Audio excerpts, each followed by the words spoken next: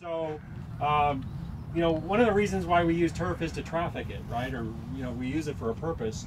And we all know instances where we've got heavy traffic situations, and so this is where it could be a benefit. And then the other thing, and I think the major reason for starting this research is the fact that if you've got a synthetic material down that's going to allow some turf in, theoretically there's less turf than if it was 100% natural turf, right? So if there's less natural turf, then there's less water use or need for water.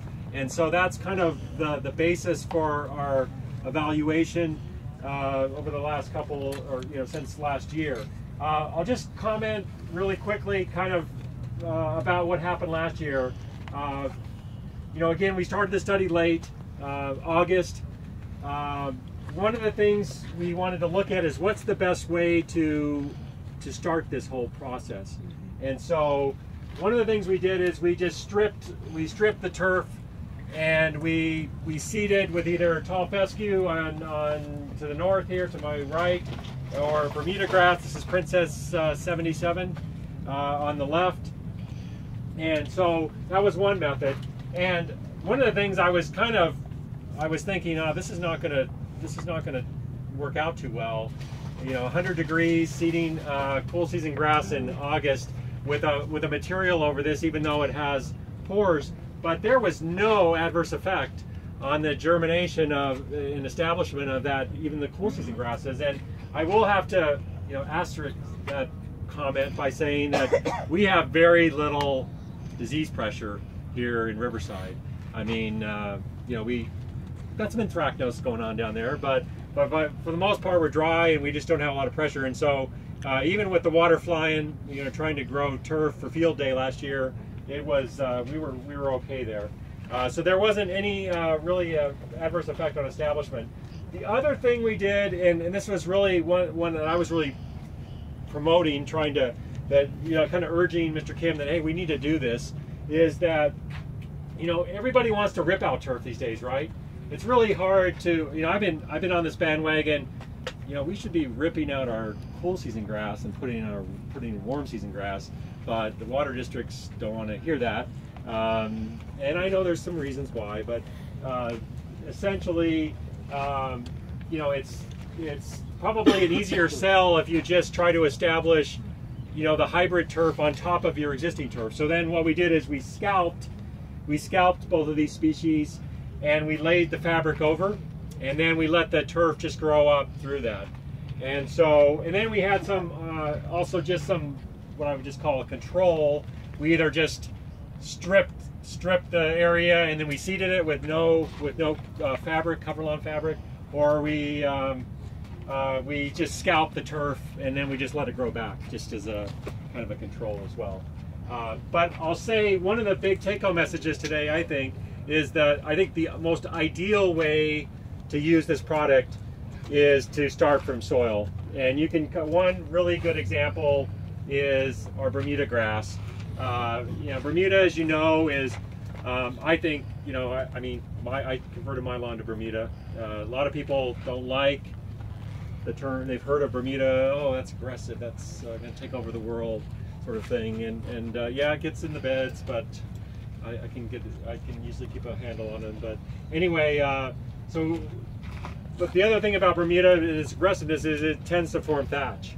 And so what we found is, especially like when we put the cover lawn on top of the existing turf, and then we further tried to kind of simulate, hey, this is not maybe so much the golf course use, because what's an issue on a golf course? Well, traffic, but how do you take, well, there are some good products for tees for this that it comes in handy, but you really can't aerate this, so where you have to do that type of cultivation, that may not be the best particular use. But so this was more of a kind of maybe a lawn park, as Mr. Kim had pointed out earlier, that it's it's been used on athletic fields, and so where you maybe can get away with not having to punch holes and destroy the fabric, so to speak. But anyway, so we started out and we were mowing once a week, and hey, I mow my Bermuda grass lawn once a week. But you know, in July and August when it's growing like crazy, I'm scalping and whatnot, and I just have to deal with it. So, plus we were using kind of the homeowner version of a reel mower, which is called a True Cut. I think many of you know that one. Very light. And long story short is we've had to kind of evolve our way through this study, and right now the area gets mowed 3 times a week with a triplex mower, and I'm trying to get a handle on these taller cut areas. And you can see a lot of what you're seeing, especially on the taller cut areas, whether it's cover lawn or whether it just was regular where the turf wasn't removed, is just scalping. And so we haven't seen as much results initially with the Bermuda grass because of these kind of issues, so to speak, that we just had to work out, learn the hard way, so to speak. But what we did this year is we started, once the turf was established, we started to impart our main focus, which is deficit irrigation. And so we tried to choose a level that is maybe not exactly what the grass needs to look, you know, award-winning, you know, because that's just not where we should be right now. I mean, I think most of us would agree, turf is worth saving, but you know, the days of lushness, you know, especially now, are you know, shouldn't be happening. And so for tall fescue is 100% replacement of reference evapotranspiration, and you think, wow, that's a lot of water. Well, at Riverside, it takes more water than that to keep tall fescue looking really good. It's more like 120%. And again, we're hand watering these plots, so we're trying to minimize the distribution uniformity issues. So we went 100, then 80, then 60, and then for the Bermuda we started at 80, and then we went 60 and 40%.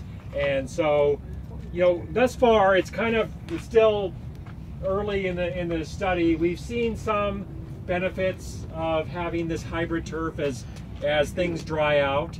And you know, especially one of the things we do, and you'll hear about this today, is we have this box, this light box and we take images with a digital camera, and it's really getting a much better, much more objective view of like how much cover there is than our eye can probably do. And we've picked up, you know, higher turf cover, green cover I should say, that's the proper thing, green cover with that DIA, we call it digital image analysis, or DIA, with the hybrid turf products. It hasn't been in every treatment, but it's been in a lot of them. And I said, especially in tall fescue, like I said, we've had more kind of turf issues over here with scalping, and that has nothing to do with cover lawn. It's more just how we manage the Bermuda grass. We've recorded temperatures, and it hasn't been. We've sometimes with the cover lawn or the hybrid treatments, we've seen temperatures lower than just the turf alone. So there really, what I'm trying to say is we haven't seen this 100% synthetic turf effect that I just described earlier, where you have, you know, it's 180 degrees, or it's even maybe not to that extreme because it's a hybrid situation.